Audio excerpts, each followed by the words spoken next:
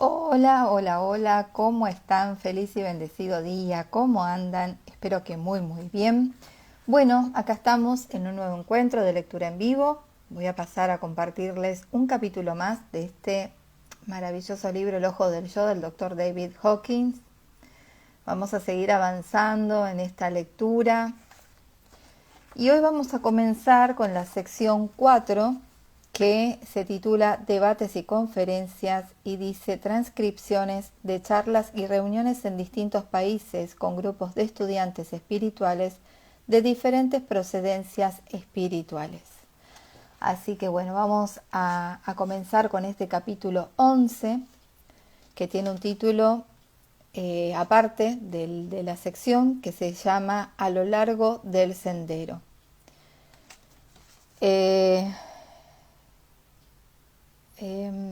Porque hay un diálogo. Es un diálogo, o sea, hay preguntas y respuestas. Ahí va, no entendía bien.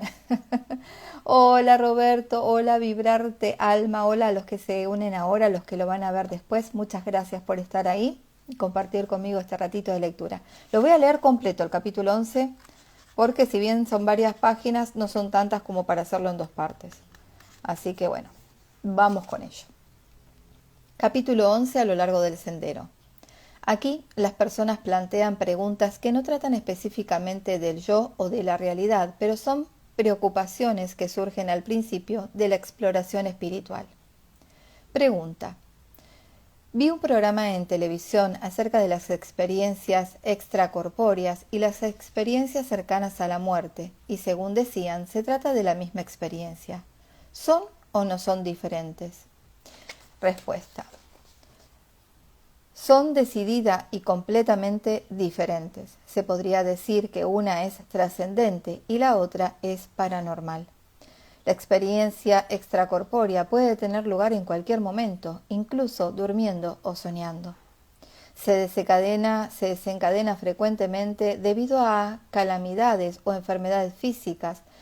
Puede suceder durante un accidente o durante una operación quirúrgica. En la experiencia extracorpórea hay situación, posición y duración. Un cuerpo energético casi invisible abandona el cuerpo físico y viaja a diferentes lugares en la habitación, o quizá incluso a cierta distancia. La conciencia sensorial acompaña al cuerpo energético y deja de asociarse con el cuerpo físico, que se experimenta entonces como algo separado. El sentido del yo se asocia también con el cuerpo energético y no con el físico. Eventualmente, el cuerpo energético vuelve al cuerpo físico y la vida continúa como antes de la experiencia. Esta aventura se puede recordar y se relata frecuentemente a otras personas. El nivel calibrado de conciencia de la persona no cambia significativamente. La personalidad no cambia, sin embargo, puede ser el primer atisbo que indica que el yo no es solo el cuerpo físico. En cambio, la experiencia cercana a la muerte no es situacional en cuanto a posición.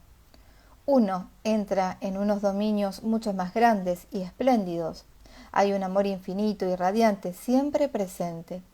Se da una condición diferenciada de hallarse en un estado de revelación y los niveles calibrados de conciencia muestran un fuerte incremento.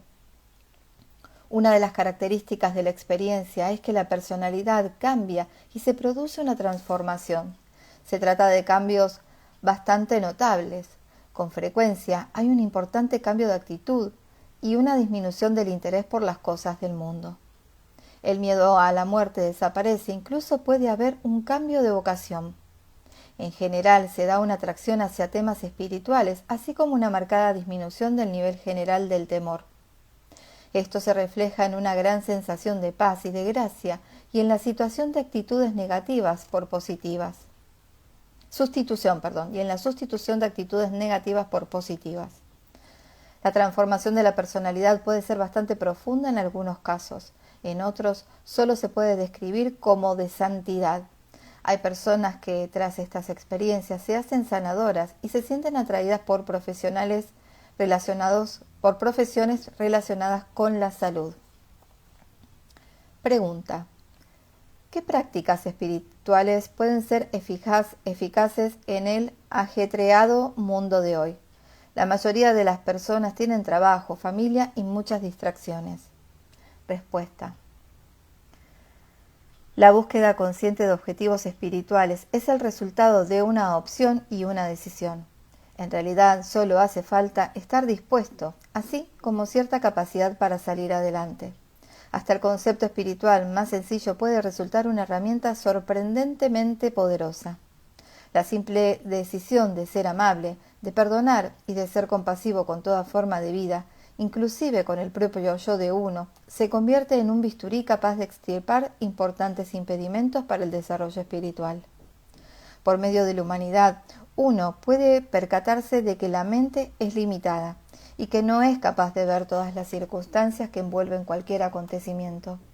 A partir de esto, uno está dispuesto a renunciar a la condena y al juicio, y el proceso le lleva a estar dispuesto a someter ante Dios la propia experiencia del mundo. Se le hace evidente que el mundo no necesita para nada sus opiniones personales acerca de nada, y si uno decide asumir una visión caritativa de los acontecimientos de la vida, se abren formas alternativas de interpretación de las apariencias circunstanciales y se abren otras opciones. Pregunta: Buda decía que el deseo es el origen del ego. ¿Cómo se puede vencer este apego? Respuesta: hay una meditación que podríamos denominar ¿para qué? Cuando uno siente un deseo, puede preguntarse ¿para qué? La respuesta es siempre «y, entonces seré feliz». Así, la felicidad se sitúa siempre fuera de uno mismo y en el futuro, y la consecuencia de esto es que uno se ve como una víctima de las circunstancias externas. Esto es también una proyección del propio poder de uno. En realidad, la fuente de la felicidad se halla en el interior. No hay otro tiempo ni lugar para la felicidad que el de este mismo instante. La verdadera fuente de la alegría y la felicidad consiste en darse cuenta de que la propia existencia en este mismo instante. La verdadera fuente de la alegría y la felicidad consiste en darse cuenta de que la propia existencia es este mismo instante. La fuente del placer siempre proviene del interior, aun cuando pueda desencadenarse a través de acontecimientos o adquisiciones externas. En cualquier instante determinado del tiempo no puede existir eso que llamamos problema. La infelicidad surge cuando vamos más allá de la realidad, de la hora, y creamos una historia a partir del pasado o del futuro, de los cuales, dada su existencia, carecen de realidad. Pregunta: ¿qué otras herramientas útiles hay? Respuesta: hay otra meditación a la que podríamos denominar ¿qué pasaría si y entonces qué? Este ejercicio se basa en la disposición a someter las ilusiones del ego ante la realidad de Dios. Comenzamos con ¿qué pasaría si renunciamos a algo que deseamos o valoramos? Y preguntamos ¿y entonces qué? Eso nos pone ante el siguiente obstáculo: preguntarnos si estamos dispuestos a someter eso ante Dios, lo cual nos trae el siguiente obstáculo. Con el tiempo, la disposición a someter toda ilusión que dice que la felicidad está ahí afuera, lleva a uno a que se percate de que la existencia, de instante en instante, solo tiene lugar por la gracia de Dios. La propia vida se sustenta en función de la presencia de Dios y lo material, que creemos que está sustentado. Es de por sí manifestación de la voluntad de Dios hacia nosotros. Nuestros esfuerzos para sustentar la vida nos vienen dados y no son invención personal. El ego cree que sobrevivirá a pesar de la voluntad de Dios y no por su causa. Pregunta: ¿el desarrollo espiritual es repentino o gradual? Respuesta: en realidad no hay contradicción alguna en esta pregunta, contradicción que se halla implícita en el esto o lo otro del estado de dualidad. Ambas circunstancias se dan simultáneamente. En la evolución espiritual se dan pasos aparentemente pequeños, de un modo que se pasa casi desapercibido, pero también son cambios pequeños los que tienen lugar fuera de la vista, por debajo de la nieve en una montaña. y que tienen como consecuencia que se desencadene la avalancha. Pueden dar saltos repentinos en la conciencia sin advertencia previa, por tanto, conviene estar preparado para tal eventualidad. Pregunta: ¿y qué hay de la superación del gran bloqueo del intelecto? Respuesta: este salto tiene lugar también como resultado de la disposición y la inspiración. Solo el 4% de la población mundial es capaz de trascender el nivel de conciencia del 500, el nivel del amor. El amor llega a amor incondicional en el nivel del 540, que es también el nivel de la sanación. En el nivel calibrado en el 500, el desarrollo se hace claro y obvio. Este nivel de conciencia se puede describir diciendo de él que supone un amor por toda forma de vida y la consiguiente consagración para sustentarla. Así, en el 500, la persona es condescendiente, caritativa, benigna, pacífica y tolerante. La felicidad de la persona no depende de las circunstancias o los acontecimientos externos. El enjuiciamiento desaparece y es reemplazado por la comprensión y la compasión. La belleza y la perfección innata de todas las cosas comienzan a revelarse. Es habitual ponerse a llorar ante la belleza que se trasluce en todo cuanto existe, y la repetición de cualquier tipo de pensamiento o sentimiento no amoroso se experimenta como algo doloroso o inoportuno. Pregunta: ¿y qué puede decir del resentimiento justificado? Respuesta: cuando uno está dispuesto a renunciar al resentimiento, se le hace evidente que todo lo que llamamos justificaciones no son más que racionalizaciones y excusas. Son proyecciones de culpabilidad y constituye posicionamientos narcisistas. El resentimiento es infantil y se basa en unas nociones de justicias propias de jardín de infancia. Nada en el universo tiene nada que ver con la justicia. En cambio, todo representa la justicia universal, aparte de la localización y del tiempo presente.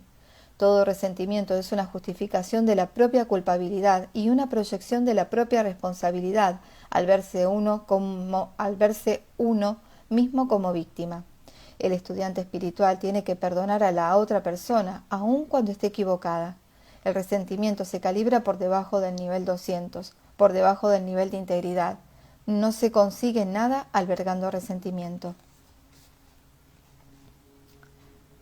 La moda actual de lo políticamente correcto es una fuente de conflictos y sufrimientos. Se calibra en 190 y se basa en derechos imaginarios. En realidad no existen los derechos, pues no son más que imaginaciones de la sociedad. Nada en el universo tiene derecho a nada. Todo lo relativo a los derechos lleva a una actitud de resentimientos, a la confrontación, al conflicto, a conceptos de verdugo y víctima, a ilusiones de causalidad y a la venganza, e impide asumir la responsabilidad personal de la experiencia vital de uno, que es el nivel que se tiene que alcanzar para llegar a la integridad. Pregunta: ¿de qué forma se libera la humildad del dominio del intelecto? Respuesta: a través de la exploración valiente de la lógica y la razón. La misma ciencia llega a darse cuenta de sus límites y de sus dominios verdaderos. Con el tiempo, la razón y la lógica se hacen tortuosas hasta el punto que uno termina explicando definiciones, categorías de pensamientos y modo de descripción desde puntos de observación preseleccionados. La lógica tiene aplicaciones prácticas y útiles en el mundo material cotidiano, que son saludables y beneficiosas, pero no llevan a la iluminación, que es una empresa completamente diferente. Pregunta: ¿pero qué hay de la moralidad? ¿Acaso la renuncia a lo correcto y lo erróneo, y a enjuiciar a los demás, nos lleva a la inmortalidad? Respuesta: determinar lo correcto y lo erróneo constituye una guía práctica de comportamiento para las personas que aún no se han desarrollado espiritualmente. Es un sustituto temporal de una conciencia mayor. Así, le enseñamos al niño a cruzar solo la calle Así, le enseñamos al niño que cruzar solo la calle es malo porque carece de la conciencia del peligro. Pero para un adulto, la contextualización de correcto o erróneo respecto a cruzar la calle carece de sentido e importancia. Los adultos miramos a ambos lados antes de cruzar la calle y así evitamos que nos atropellen, pero no lo hacemos porque sea bueno o malo. Con el desarrollo espiritual, los valores éticos sustituyen a los dictados moralistas, del mismo modo que tomar conciencia de la verdad espiritual sustituye al dogma y a los sistemas de creencias coercitivos. Los comportamientos que tienen que quedar fuera de la ley con el fin de suprimir su aparición entre la población general son comportamientos que han perdido todo sentido para aquellas personas que están bastante más avanzadas. Por aquí más o menos, vamos por esos lugares. Pregunta: si no existe un objetivo correcto u erróneo, ¿qué guía entonces la conducta? Respuesta: tomar conciencia de la realidad recontextualiza todo significado, así como cualquier apariencia. Ya no se desea ganancia alguna, no hay errores que vengar, no hay vencedores ni vencidos, ni causas por las cuales sacrificarse. El amor incondicional, la bondad y la compasión se convierten en los guías de toda acción. Toda decisión tiene sus consecuencias y en realidad cuando la propia visión deja de estar limitada por el tiempo, el espacio y la percepción, no hay injusticia que ver en ninguna parte. Pregunta: ¿y qué hay del karma? Respuesta: podemos evitarnos controversias y discusiones si evitamos utilizar este término que en el mundo occidental está asociado a las religiones y las tradiciones espirituales orientales. En vez de eso, podemos fijarnos en la relación que existe entre las acciones y las decisiones, tanto mentales como físicas, por una parte, y las consecuencias por otra. En realidad no son secuenciales, sino concordantes, y es la percepción la que las hace parecer separadas. Desde fuera de la dualidad de la percepción, un acontecimiento y sus efectos son una y la misma cosa. En realidad nada se mueve, salvo el punto de percepción. Todas las religiones, sin excepción, afirman que las decisiones, las elecciones y las acciones están conectadas con las consecuencias que parecen ocurrir más tarde en el tiempo. Si se ve la vida como un continuo de una esfera a la siguiente, se verá que todas las religiones dicen lo mismo, en el sentido que afirman que las acciones tienen consecuencias en otra esfera o estado del marco vital secuencial. Todas las religiones enseñan que habrá una vida no física que excede la vida física, pero aquí la confusión surge del error de identificación de esta vida como vida física y las otras como vidas no físicas o periódicamente físicas. Para empezar, esta vida es una experiencia interna y subjetiva que incluye, aunque sea independientemente, un cuerpo físico. Así, en realidad la actual existencia no es tampoco física. Esta vida es la aventura subjetiva de esa entidad misteriosa llamada yo. La experiencia actual del yo puede considerarse física, pero en sí misma es una ilusión. Y tanto si las experiencias de vidas sucesivas incluyen la ilusión de lo físico como si no lo hacen, resulta ciertamente irrelevante para la inferencia y la trascendencia del desarrollo secuencial de condiciones. Todas las vidas son subjetivas, no físicas, están interrelacionadas y discurren de forma ininterrumpida. Cada una está condicionada y determinada por decisiones y posicionamientos, así como por sus correspondientes consecuencias. En la evolución de la conciencia se hallan todas las posibilidades. En el momento que la conciencia deja de identificarse con la forma, es cuando ha ido más allá del karma. Resulta de sumo interés el hecho de que los recién nacidos tengan ya un nivel de conciencia calibrable desde el mismo instante de nacer, y también que en la mayoría de las personas este nivel se mantenga a lo largo de toda su vida. El desarrollo de la conciencia durante el lapso de vida del ser humano medio puede mostrar un avance de alrededor 5 puntos. Sin embargo, paradójicamente, el nivel de conciencia de la humanidad como un todo se mantuvo en el 190 durante muchos siglos, para cruzar recientemente la línea crítica del 200 y llegar al nivel actual en el 207. La tasa de incremento del nivel general de conciencia se ve retenido por tan inmenso número de personas que siguen tomando decisiones negativas. Pregunta: entonces, ¿el karma está relacionado con la forma? Respuesta: las condiciones preexistentes de la conciencia la constituyen determinados patrones de campos de energía predominantes con poder relativo. Cada nivel tiene en su interior las limitaciones y los temas irresolubles que caracterizan ese nivel y ante los que tiene que enfrentar la persona. Si, por ejemplo, en el momento de nacer el campo de energía de un bebé se hubiera calibrado en 150, sabríamos que el principal problema al que se va a tener que enfrentar esta persona a lo largo de su vida va a ser ciertamente la ira. La ira puede ser el tema central de toda vida o incluso de muchas vidas. Las personas que tienen un campo de energía calibrado en 50 se enfrentarán a una vida de pobreza y penurias y quizá hayan nacido en algún lugar devastado por la hambruna o asociado por las enfermedades o la guerra. Pregunta: ¿las circunstancias en las cuales nace uno no son pura casualidad? ¿No están en función de los genes, los cromosomas, los accidentes geográficos y el tiempo? Respuesta: nada en el universo sucede por casualidad o por accidente. El universo es una combinación coherente donde interactúan innumerables circunstancias concomitantes con un número infinito de patrones de energía. En el estado de la conciencia todo esto es obvio y se puede ver y entender con claridad. Fuera de ese nivel de conciencia, el universo parecería estar compuesto por innumerables campos magnéticos invisibles que nos atraen o nos repelen automáticamente y que interactúan entre sí en función de sus posiciones, sus fuerzas relativas y sus polaridades. Todo influye sobre todos los demás y se encuentra en perfecto equilibrio. En la conciencia, los sutiles mecanismos internos del universo se nos muestran como una magnífica danza cuyo diseño y ejecución son increíblemente complejos.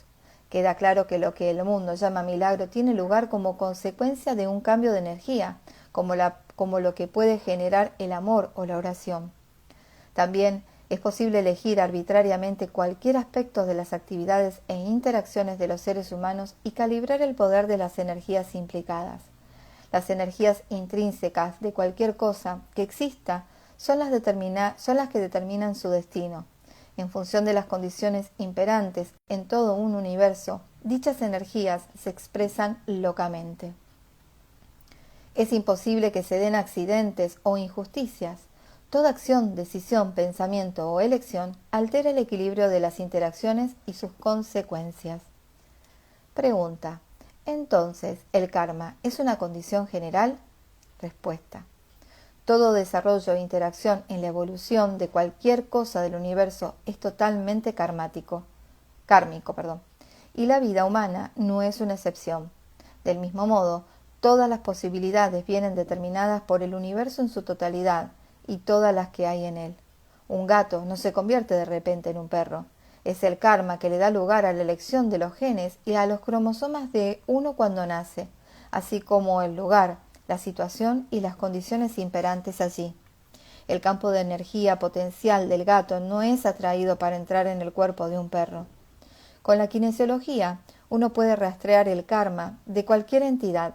Dentro de cada entidad, el karma es como un campo de elecciones posibles, así como de consecuencias de elecciones hechas en el pasado. En general, a este conjunto de condiciones predominantes se les da el nombre de destino, hado o suerte. Pregunta: ¿qué interacción hay entre los dominios visibles y los invisibles? Respuesta: cualquier separación entre ambos es arbitraria y únicamente perceptiva. Tanto lo manifiesto como lo no manifiesto forman parte de un todo integrado. El mundo físico de la percepción es un mundo de efectos. El mundo ordinario no dispone de poder para ser causa de nada.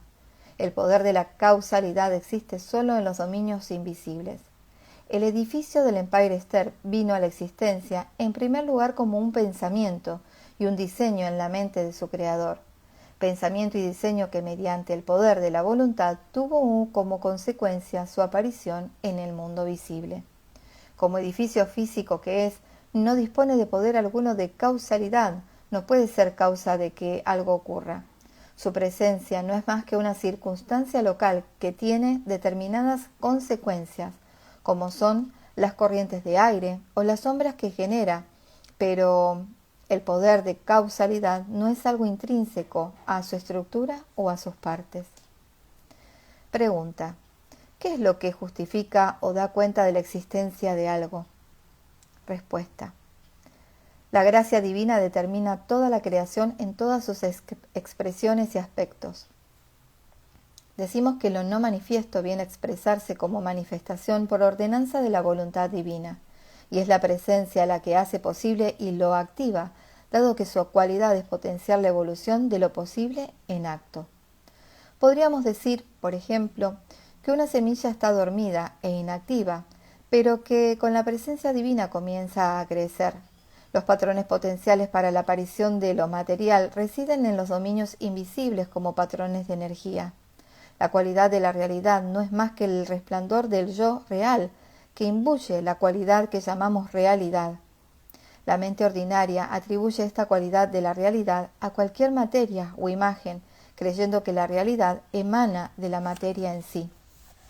Lo único que es real es el yo, que por la propia naturaleza de la divinidad irradia las cualidades de la vida, la realidad y la existencia. La vida es presente o no es nada. No hay ninguna realidad autoexistente como la muerte, del mismo modo que no hay ningún apagado en...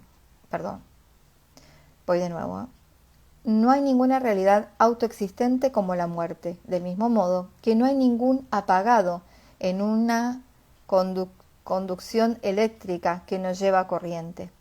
La divinidad se expresa como forma y o vida en función de las condiciones locales y las potencialidades. Sin la potencialidad previa, karma, para la vida nadie podría llegar a nacer. El universo en su totalidad y todo lo que hay en él es ciertamente una exposición karmática sincrónica y un acontecimiento único. Pregunta: da la sensación de que todas las vidas estuvieran más o menos determinadas. ¿No es eso predestinación? Respuesta: no. La predestinación es algo bastante diferente. Como término, la predestinación implica limitaciones y resultados, mientras que el karma establece oportunidades y áreas de libertad para la toma de decisiones.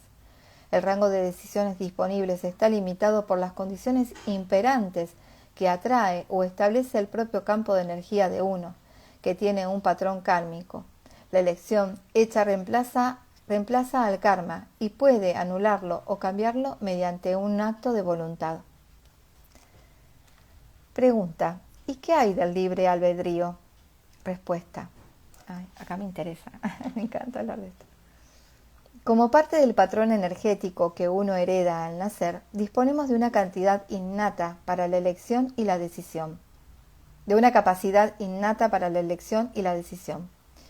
Y en función del campo de energía calibrado de cada cual, la capacidad de elección será mejor o peor, tanto en cualidades como en cantidad. En el marco de la herencia y la evolución de la persona en el mundo, nos damos cuenta de que uno tiene la oportunidad de perdonar o bien de odiar y condenar.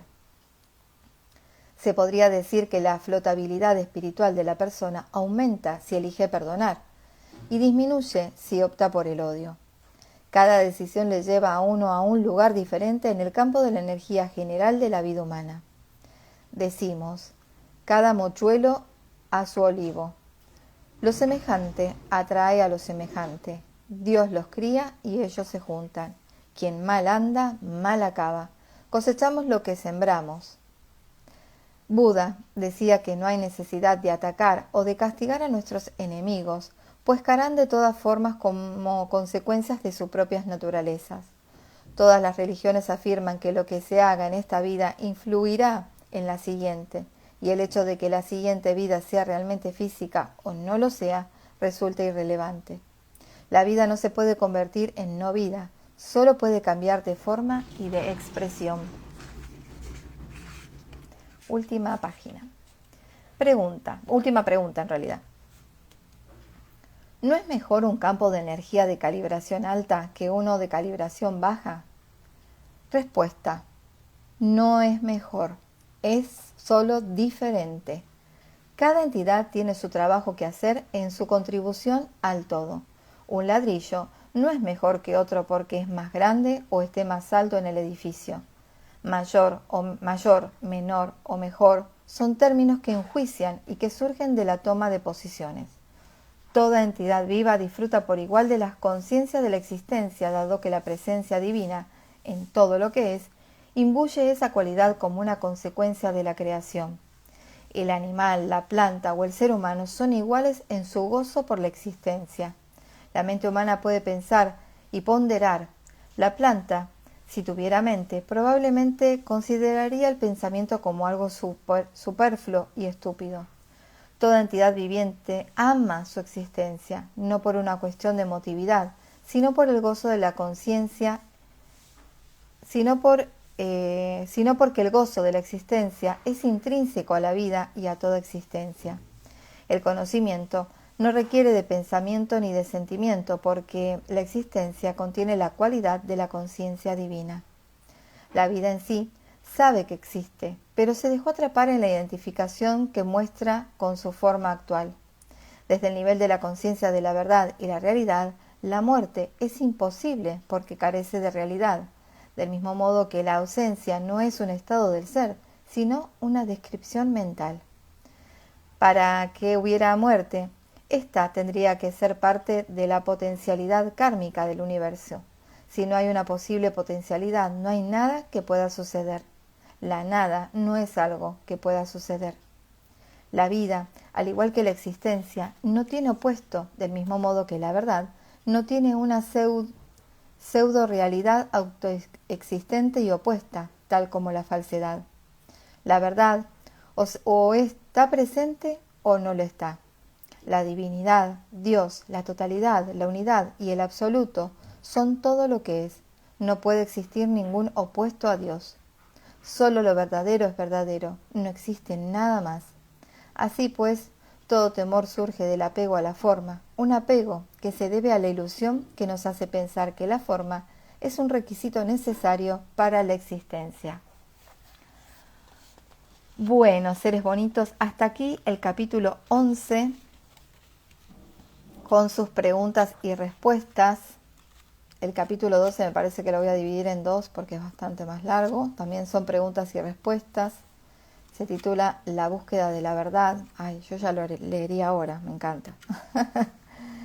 Pero bueno, vamos a dejar hasta aquí. Muchísimas gracias a todos los que se fueron conectando ahora, a los que lo van a ver luego, sea en Instagram o en YouTube. Recuerden que en YouTube tienen unas carpetitas y hay una que se llama Playlist y así quedan todos los libros y todo más guardadito prolijamente. Ahora voy a prolijarlo también porque hace rato que no paso a ordenar los capítulos que subí.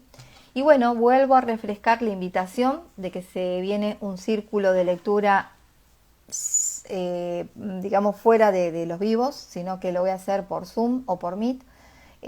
Van a ser 7 encuentros quincenales de 2 horas, de 10 de la mañana a 12 del mediodía los domingos. Comenzamos el domingo 6 de abril, se tienen que inscribir para saber cuántas personitas se van a ir anotando. Voy a estar compartiendo, básicamente información y lectura de estos 3 libros: Vivir en paz, morir en paz, de Susan Powell, El plan de tu alma, de Robert Stewart, y el libro tibetano de la vida y la muerte. 3 libros que han llegado en el momento correcto y perfecto en mi vida, que fue antes, estos 2 en realidad, antes de que mi mamá trascendiera, y de tal modo pude comprender la muerte desde otro lugar, desde algo muchísimo más amoroso, y teniendo hoy por hoy la fe y la convicción de que la muerte no existe.